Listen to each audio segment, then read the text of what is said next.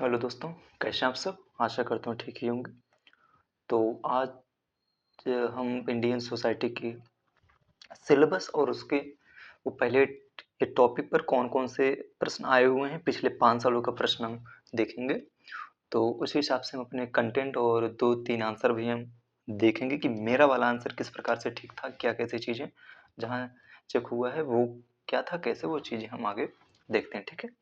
तो सिलेबस में लिखता है यूपीएससी ये 4 पॉइंट दिया होता है, ठीक है? यूपीएससी 4 पॉइंट देता है सिलेबस में। ये पहले ये पॉइंट में लिखता है कि भारतीय समाज की मुख्य विशेषताएं, ठीक है?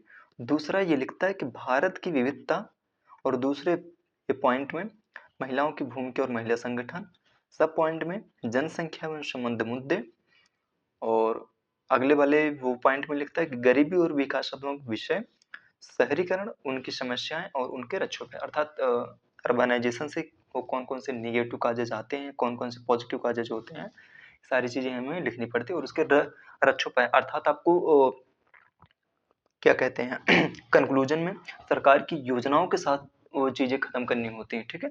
दिखाएँगे आपको आंसर कि वो कैसे आंसर लिखा जाता है रिपोर्ट के साथ और स सरकारी योजनाओं के साथ वो कौन-कौन से सरकार योजनाएँ चलाती है, उसी के हिसाब से हम सारे आपको क्वेश्चन दिखाएँगे, ठीक है?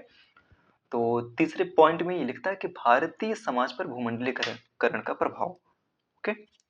चौथे ये पॉइंट में लिखता है कि सामाजिक सशक्तिकरण अर्थात सोशल एम्पावरमेंट जिसमें महिला, एससी, एसटी और उसके बाद क्या नाम है जनजाति ये सारी चीज़ें उनके और वृद्ध हो गए हैं और उसके बाद दिव्यांग हो गए।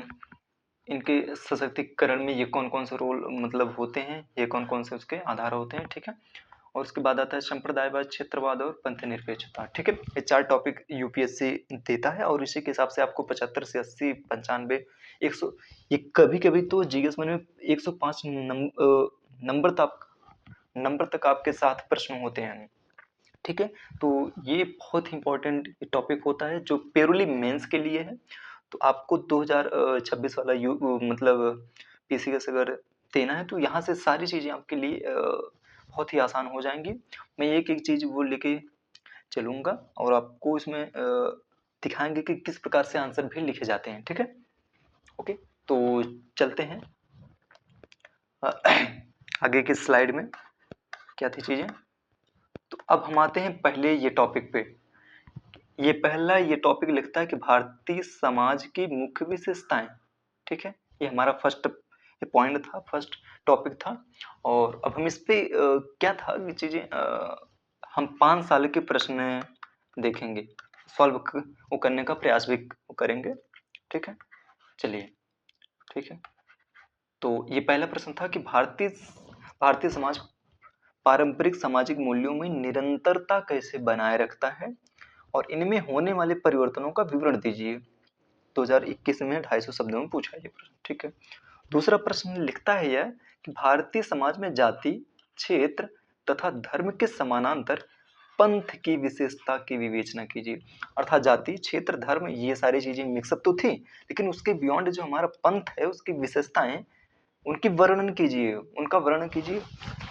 जो हमारे साथ आज पंथ विद्यमान होता है अर्थात हमारे आर्टिकल नंबर 25 से 28 के बीच में हमारा लिखता है और उद्देशिका में भी वो लिखता है कि पंथ निरपेक्षता के मायने दिए जाएंगे, ठीक है? और ये प्रश्न नंबर तीसरा है, क्या आप सोचते हैं कि आधुनिक भारत में विवाह एक संस्कार के रूप में अपना मूल्य खोता जा रहा है? अर्थात आज के जो वैवाहिक संबंध है वो किस आधार पर बनाए जाते हैं और प्राचीनता में किस प्रकार के वैवाहिक संबंध होते थे जो आज के परंपराओं में नहीं झलकते हैं, ठीक है? तो ये डिबेटिंग वाला क्वेश्चन होता है, तो इसमें लिखता है कि विवेचना कीजिए, ठीक है? चौथा क्या है प्रश्न कि समान सामाजिक आर्थिक पक्ष वाली जातियों के बीच अंतर जाति विवाह कुछ हद तक बढ़े हैं, ठीक है? किंतु अंतर धार्मिक विवाहों के बारे में यह कम सच है, विवेचना कीजिए। तो ये होता है ना मतलब अंतर जाति विवाह देखने को हमें तो मिलते हैं लेकिन अंतर धार्मिक जो विवाह है उनके बारे में ये चीजें भी कम में विद्यमान होती हैं, ठीक है? तो चलते हैं अगली स्लाइड में हम। तो ये चीजें आपकी हो गई हैं कि सिलेबस हो गया आपका, और उसके बाद ये पहले पॉइंट के लिए आपके पास ये था, क्या नाम है, ठीक है। तो ये प्रश्न था कि भारतीय समाज पारंपरिक सामाजिक मूल्यों में निरंतरता कैसे बनाए रखता है, इनमें होने वाले परिवर्तनों का विवरण दीजिए। संस्कृति आई इसका ये चेक किया हुआ है, 250 शब्द में था। तो देखिए, भारतीय समाज विविधतापूर्ण पारंपरिक मूल्य, बहुसांस्कृतिक बहुवैचारिक संरचनाओं के सहअस्तित्व के साथ साथ वसुधैव कुटुंबकम महान संस्कृति को समायोजित करता है। अर्थात ये चीजें थी जो इंट्रो में आप शुरू कर सकते हैं, ठीक है। इंट्रो के साथ आप लिख सकते हैं कि ऐसी सी चीजें थी, तो आपको नोट्स में मिल जाएगा, ठीक है। ओके, आप टेंशन ना लेना। तो इसमें है कि भारतीय समाज के मूल्य, विविधता में एकता, पितृसत्ता समाज का वर्चस्व, जाति आधारित खान पान नियम, रक्त व नातेदारी संबंध, बहुवर्गीय समाज, ये चीजें थी। जाति व्यवस्था में निरंतरता, जाति व्यवस्था में निरंतरता, सजाति विवाह, ये चीजें थी। तो क्वेश्चन देखिए किस पे पूछा है, भारतीय समाज पारस्परिक सामाजिक मूल्यों के आधार पर टिका होता है। ये क्या था कि भारतीय समाज, अब इन समाज में जाति व्यवस्था, वैवाहिक व्यवस्था, स्त्री स्त्रियों की दशा, ये हो गई। और उसके बाद आपके चीज़ें और आती हैं आगे, तो उसमें हम नोट्स में देख लेंगे। चीज़ें आपके साथ बना दिए हैं, प्रिपेयर्ड हो गए हैं नोट्स, और आपकी चीज़ें आसान होने वाली हैं। आगे चलते हैं। क्या था कि जाति व्यवस्था में निरंतरता ये कैसे बनाए रखता है, जाति व्यवस्था में परिवर्तन कैसे होता है, नातेदारी, विवाह और परिवार, ये चीज़ें थी। तो देखिए, परिवार हो गया, ये चीज़ें थी। अतः भारतीय सामाजिक मूल्य निरंतरता के साथ साथ आधुनिकीकरण के नजरियों को भी अपनाता है, जिससे वैश्विक स्तर में भारत अलग पहचान भी बनाता है। अर्थात ये चीज़ें थी कि वसुधैव कुटुंबकम के रूप में जब चीज़ें थी, तो वो भारत एक अलग पहचान के रूप में स्थापित होता है। तो ये क्या था आपका एक कंक्लूजन के रूप में चीजें, ठीक है। तो यहाँ भी देखिए था, क्या था, प्रयास अच्छा है, उत्तर लेखन में निरंतरता बनाए रखें, अर्थात बेस्ट आंसर ये था, ठीक है। देखिए संस्कृति आईएएस का ये चीजें, मतलब उसका फाउंडेशन का छात्र रहा हूँ मैं, और चीजें थी।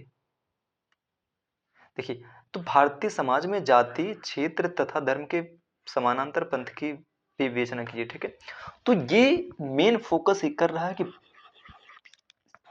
सारी चीजें, मतलब जाति, क्षेत्र, धर्म के, मतलब ये चीजें तो हैं भारतीय समाज में, ये पूछ चुका है, मतलब एक क्वेश्चन में आपको बता चुका है कि जाति, क्षेत्र तथा धर्म ये भारतीय समाज में विद्यमान है, लेकिन पंथ की जो विशेषताएं हैं वो किस प्रकार से भारतीय समाज में उद्घाटित होती हैं, तो ये चीजें आपसे पूछता है वो।